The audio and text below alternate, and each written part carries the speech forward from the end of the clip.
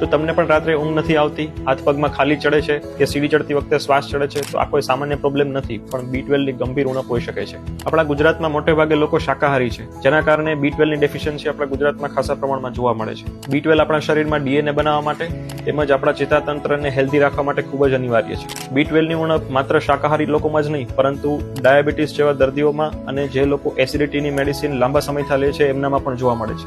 આ 3 વાત ખાસ ધ્યાનમાં રાખજો.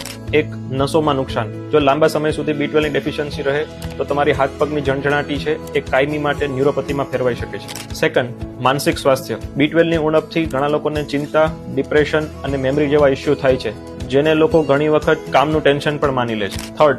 શાકાહારીમાં વિટામિન B12 નો સ્ત્રોત શું છે? કુદરતી રીતે વિટામિન B12 એનિમલ પ્રોડક્ટ્સમાં જ જોવા મળે છે. જો તમે વેજીટેરિયન છો તો ખોરાકમાં પનીર, દહીં અને ફોર્ટિફાઈડ ફૂડ્સ લો, પણ જો રિપોર્ટમાં B12 ની માત્રા ખૂબ જ ઓછી જણાય તો તમારા ડોક્ટરની સલાહ મુજબ ઇન્જેક્શન કે સપ્લિમેન્ટ લેવા અનિવાર્ય છે. જો તમને B12 વિશે અન્ય કોઈ પણ ક્વેશ્ચન હોય તો તમે કમેન્ટમાં પૂછી શકો છો.